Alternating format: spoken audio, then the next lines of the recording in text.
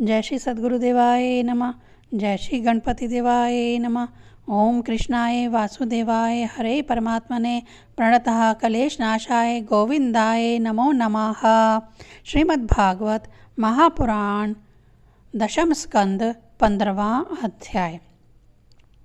धेनुका असुर का उद्धार और ग्वाल बालकों को कालिया नाग के विष से बचाना। श्री सुखदेव जी कहते हैं, परीक्षित, अब बलराम और श्री कृष्ण ने पौंगड अवस्था में अर्थात छठे वर्ष में प्रवेश किया था। अब उन्हें गौएं चराने की स्वीकृति मिल गई। वे अपने सखा ग्वाल बालों के साथ गौएं चराते हुए वृंदावन में जाते और अपने चरणों से वृंदावन को अत्यंत पावन करते। यह वन गौओं के लिए हरी हरी घास से युक्त एवं रंग बिरंगे पुष्पों की खान हो रहा था। आगे आगे गौएं, उनके पीछे पीछे बांसुरी बजाते हुए श्याम सुंदर, तदंतर बलराम और फिर श्री कृष्ण के यश का गान करते हुए ग्वाल बाल इस प्रकार विहार करने के लिए उन्होंने उस वन में प्रवेश किया। उस वन में कहीं तो भौरे बड़ी मधुर गुंजार कर रहे थे, कहीं झुंड के झुंड हिरन चौकड़ी भर रहे थे और कहीं सुंदर सुंदर पक्षी चहक रहे थे। बड़े ही सुंदर सुंदर सरोवर थे जिनका जल महात्माओं के हृदय के समान स्वच्छ और निर्मल था। उनमें खिले हुए कमलों के सौरभ से सुवासित होकर शीतल मंद सुगंध वायु उस वन की सेवा कर रही थी। इतना मनोहर था वह वन कि उसे देखकर भगवान ने मनी मन में उसमें विहार करने का संकल्प किया। पुरुषोत्तम भगवान ने देखा कि बड़े बड़े वृक्ष फल और फूलों के भार से झुककर अपनी डालियों और नूतन कपोलों की लालिमा से उनके चरणों का स्पर्श कर रहे हैं। तब उन्होंने बड़े आनंद से कुछ मुस्कुराते हुए अपने बड़े भाई बलराम जी से कहा।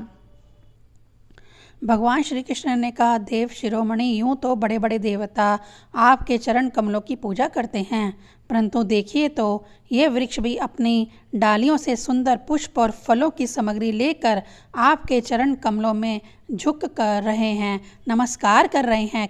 क्यों ना हो, इन्होंने इसी सौभाग्य के लिए तथा अपने दर्शन एवं श्रवण करने वालों के अज्ञान का नाश करने के लिए ही तो वृंदावन धाम में वृक्ष योनि ग्रहण की है। इनका जीवन धन्य है। आदि पुरुष, यद्यपि आप इस वृंदावन में अपने ऐश्वर्य रूप को छिपाकर बालकों की सी लीला कर रहे हैं, फिर भी आपके श्रेष्ठ भक्त मुनिगण अपने इष्ट देव को पहचान कर यहाँ भी प्रायः भौरों के रूप में आपके भुवन पावन यश का निरंतर गान करते हुए आपके भजन में लगे रहते हैं। वे एक क्षण के लिए भी आपको नहीं छोड़ना चाहते। भाई जी, वास्तव में आप ही स्तुति करने योग्य हैं।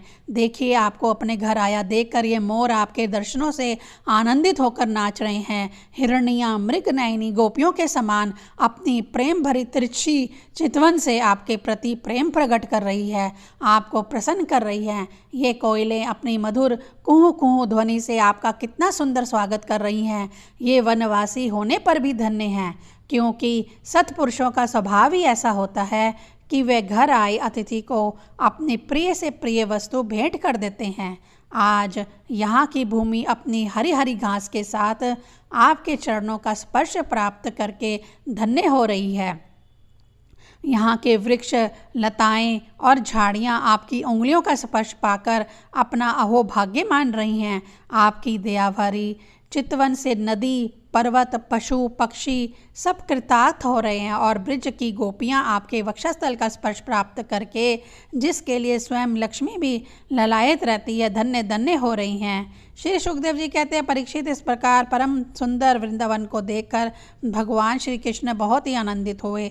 वह अपने सखा ग्वाल बालों के साथ गोवर्धन की तराई में यमुना तट पर गौओं को चराते हुए अनेक प्रकार की लीलाएं करने लगे। एक और ग्वाल बाल भगवान श्री कृष्ण के चरित्रों की मधुर तान छेड़ रहे रहते हैं, तो दूसरी ओर बलराम जी के साथ वनमाला पहने हुए श्री कृष्ण मत वाले भौरों की सुरीली गुनगुनाहट में अपना स्वर मिलाकर मधुर संगीत आलापने लगते हैं। कभी कभी श्री कृष्ण गूंजते हुए राजहंसों के साथ स्वयं भी गूंजने लगते हैं। और कभी नाचते हुए मोरों के साथ स्वयं भी ठुमक ठुमक नाचने लगते हैं और ऐसे नाचते हैं कि मयूर को उपहासास्पद बना देते हैं। कभी मेघ के समान गंभीर वाणी से दूर होते हुए पशुओं को उनका नाम ले लेकर बड़े प्रेम से पुकारते हैं। उनके कंठ की मधुर ध्वनि सुनकर गायों और ग्वाल बालों का चित्त भी अपने वश में नहीं रहता। कभी चकोर, क्रोच, चकवा, भरदूल और मोर आदि पक्षियों की सी बोली बोलते, तो कभी बाघ, सिंह आदि की गर्जना से डरे हुए जीवों के समान स्वयं भी भयभीत की सी लीला करते। जब बलराम जी खेलते खेलते थक कर किसी ग्वाल बाल की गोद में तकिए पर सिर रखकर लेट जाते, तब श्री कृष्ण उनके पैर दबाने लगते, पंखा झलने लगते और इस प्रकार अपने बड़े भाई की थकावट दूर करते। जब ग्वाल बाल नाचने गाने लगते अथवा ताल ठोक ठोक कर एक दूसरे के से कुश्ती लड़ने लगते, तब श्याम और राम दोनों भाई हाथ में हाथ डालकर खड़े हो जाते और हंस हंस कर वाह वाह करते। कभी कभी स्वयं श्री कृष्ण अपने ग्वाल बालों के साथ कुश्ती लड़ते लड़ते थक जाते तथा किसी सुंदर वृक्ष के नीचे कोमल पल्लवों की सेज में पर किसी ग्वाल बाल की गोद में सिर रखकर लेट जाते। परीक्षित, उस समय कोई कोई पुण्य के मूर्तिमान स्वरूप ग्वाल बाल महात्मा श्री कृष्ण के चरण दबाने लगते और दूसरे निष्पाप बालक उन्हें बड़े बड़े पत्तों या अंगोछियों से पंखा झलने लगते। किसी किसी के हृदय में प्रेम की धारा उमड़ाती तो वह धीरे धीरे उदार शिरोमणि परम मनस्वी श्री कृष्ण की लीलाओं के अनुरूप उनके मन को प्रिय लगने वाले मनोहर गीत गाने लगता। भगवान ने इस प्रकार अपने योग माया से अपने ऐश्वर्यमय स्वरूप को छिपा रखा था। वह ऐसी लीलाएं करते जो ठीक ठीक गोप बालकों की सी ही मालूम पड़ती। स्वयं भगवती लक्ष्मी जिनके चरण कमलों की सेवा में संलग्न रहती हैं, वह भी भगवान के इन ग्रामीण बालकों के साथ बड़े प्रेम से ग्रामीण खेल खेला करते थे। परीक्षित, ऐसा होने पर भी कभी कभी उनकी ऐश्वर्यमय लीला भी प्रकट हो जाया करती। बलराम जी और श्री कृष्ण की सखाओं में एक प्रधान गोप बालक थे, श्री दामा।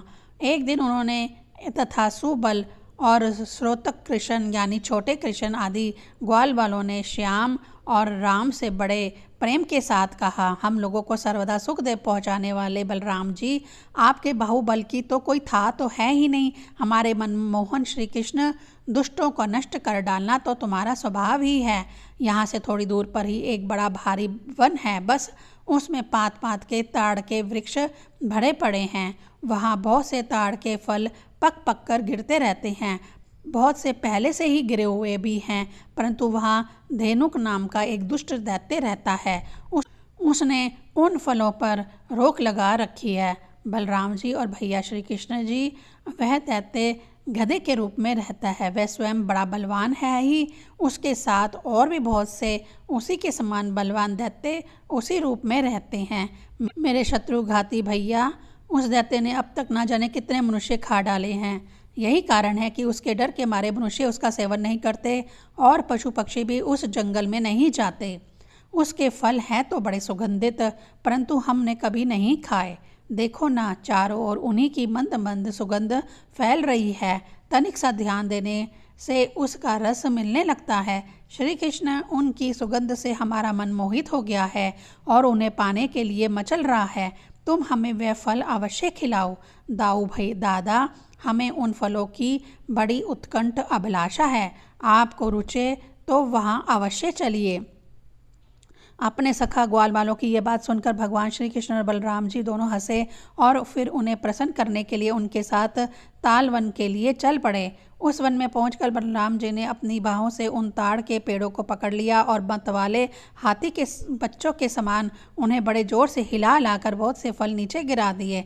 जब गधे के रूप में रहने वाले दैत्य ने फलों के गिरने का शब्द सुना, तब वह पर्वतों के साथ सारी पृथ्वी को कांपता हुआ उनकी ओर दौड़ा। वह बड़ा बलवान था। उसने बड़े वेग से बलराम जी के सामने आकर अपने पिछले पैरों से उनकी छाती में दुलत्ती मारी और इसके बाद वह दुष्ट बड़े जोर से रेंकता हुआ वहाँ से हट गया। राजन, वह गधा क्रोध में भरकर फिर रेंकता हुआ दूसरी बार बलराम जी के पास पहुंचा और उनकी ओर पीठ करके फिर बड़े क्रोध से अपनी पिछले पैरों की दुलत्ती चलाई। बलराम जी ने अपने एक ही हाथ से उसके दोनों पैर पकड़ लिए और उसे आकाश में घुमाकर एक ताड़ के पेड़ पर दे मारा। घुमाते समय ही उस गधे के प्राण पखेरु उड़ गए थे। उसके गिरने की चोट से वह महान ताड़ का वृक्ष, जिसका ऊपरी भाग तो बहुत विशाल था, स्वयं ही तड़तड़ाकर गिर पड़ा। सटे हुए दूसरे वृक्ष को भी उसने तोड़ डाला। उसने तीसरे को, तीसरे ने चौथे को, इस प्रकार एक दूसरे को गिराते हुए बहुत से ताल वृक्ष गिर पड़े। बलराम जी के लिए तो यह एक खेल था, परंतु उनके द्वारा फेंके हुए गधे के शरीर से चोट खा कर वहाँ सब के सब ताड़ हिल गए। ऐसा जान पड़ा मानो सबको झंझावत ने झकझोर दिया है। भगवान बलराम स्वयं जगदीश्वर हैं। उनमें यह सारा संसार ठीक वैसा ही ओतप्रोत है जैसे सूतों में वस्त्र। तब भला उनके लिए ये कौन आश्चर्य की बात है। उस समय धेनुकासुर के भाई बंधु अपने भाई के मारे जाने के क्रोध से मारे आग बबूला हो गए। सबके सब गधे बलराम जी और श्री कृष्ण के पर बड़े वेग से टूट पड़े। राजन, उनमें से जो पास आया उसी को बलराम जी और श्री कृष्ण ने खेल खेल में ही पिछले पैर पकड़कर ताल वृक्षों पर दे मारा। उस समय वह भूमि ताड़ के फलों से पट गई और टूटे हुए वृक्ष तथा दैत्यों के प्राणहीन शरीरों से भर गई। जैसे बादलों से आकाश ढक गया हो, उस भूमि की वैसे ही शोभा होने लगी। बलराम जी और श्री कृष्ण की यह मंगलमय लीला देखकर देवतागण उन पर फूल बरसाने लगे और बाजे बजा कर स्तुति करने लगे। जिस दिन धेनुकासुर मरा, उसी दिन से लोग निडर होकर उस वन के ताल फल खाने लगे तथा पशु भी स्वच्छंदता के साथ घास चरने लगे। इसके बाद कमल दल लोचन भगवान श्री कृष्ण बड़े भाई बलराम जी के साथ ब्रज में आए। उस समय उनके साथ ग्वाल बाल उनके पीछे पीछे चलते हुए उनकी स्तुति करते जाते थे। क्यों ना हो, भगवान की लीलाओं का श्रवण कीर्तन ही सबसे बड़ा पवित्र जो है। उस समय श्री कृष्ण की घुंघराली अलकाओं पर गऊओं के खुरों से उड़ कर धूली पड़ी हुई थी। सिर पर मोर पंख का मुकुट था और बालों में सुंदर सुंदर जंगली पुष्प गुथे हुए थे। उनके नेत्र में मधुर चितवन और मुख पर मनोहर मुस्कान थी। वह मधुर मधुर मुरली बजा रहे थे और साथ ही ग्वाल बाल उनकी ललित कीर्ति का गान कर रहे थे। बंशी की ध्वनि सुनकर बहुत सी गोपियां एक साथ ही ब्रज से बाहर निकल आई। उनकी आंखें ना जाने कब से श्री कृष्ण के दर्शन के लिए तरस रही थीं। गोपियों ने अपने नेत्र रूप भ्रमरों से भगवान के मुखारविंद का मकरंद रस पान करके दिन भर के विरह की जलन शांत की और भगवान ने भी उनकी लाज भरी हंसी और विनय से युक्त प्रेम भरी तिरछी चितवन का सत्कार स्वीकार करके ब्रज में प्रवेश किया। उधर यशोदा मैया और रोहिणी का हृदय वत्सल स्नेह से उमड़ रहा था। उन्होंने श्याम और राम के घर पहुंचते ही उनकी इच्छा के अनुसार तथा समय के अनुरूप पहले से ही सोजो कर रखी हुई वस्तुएं उन्हें खिलाई पिलाई और पहनाई। माताओं ने तेल उपटन आदि लगाकर स्नान कराया। इससे उनकी दिन भर घूमने फिरने की मार्ग की थकान दूर हो गई। फिर उन्होंने सुंदर वस्त्र पहनाकर दिव्य पुष्पों की माला पहनाई और चंदन लगाया। तत्पश्चात दोनों भाइयों ने माताओं का परोसा हुआ स्वादिष्ट अन्न भोजन किया। इसके बाद बड़े लाड प्यार से दुलार कर यशोदा और रोहिणी ने उन्हें सुंदर शाहिया पर सुलाया। श्याम और राम बड़े आराम से सो गए। भगवान श्री कृष्ण इस प्रकार वृंदावन में अनेकों लीलाएं करते एक दिन अपने सखा ग्वाल बालों के साथ वे यमुना तट पर गए। राजन, उस दिन बलराम जी उनके साथ नहीं थे। उस समय जेठ आषाढ़ के घाम से गौएं और ग्वाल बाल अत्यंत पीड़ित हो रहे थे। प्यास से उनका कंठ सूख रहा था, इसीलिए उन्होंने यमुना जी का विषैला जल पी लिया। परीक्षित होनहार का वश उन्हें इस बात का ध्यान ही नहीं रहा था। उस विषैले जल के पीते ही सब गौएं और ग्वाल बाल प्राणहीन होकर यमुना जी के तट पर गिर पड़े। उन्होंने ऐसी अवस्था देखकर योगीश्वरों के भी ईश्वर श्री भगवान श्री कृष्ण ने अपनी अमृत बरसाने वाली दृष्टि से उन्हें जीवित कर दिया। उनके स्वामी और सर्वस्व तो एकमात्र श्री कृष्ण ही थे, परीक्षित चेतना आने पर वे सब यमुना जी के तट पर उठ खड़े हुए और आश्चर्यचकित होकर एक दूसरे की ओर देखने लगे। राजन, अंत में उन्होंने यही निश्चय किया कि हम लोग विषैला जल पी लेने के कारण मर चुके थे, परंतु हमारे श्री कृष्ण ने अपनी अनुग्रह भरी दृष्टि से देखकर हमें फिर से जिला दिया है। 15वां अध्याय संपूर्ण। ओम नमो भगवते वासुदेवाय नमः।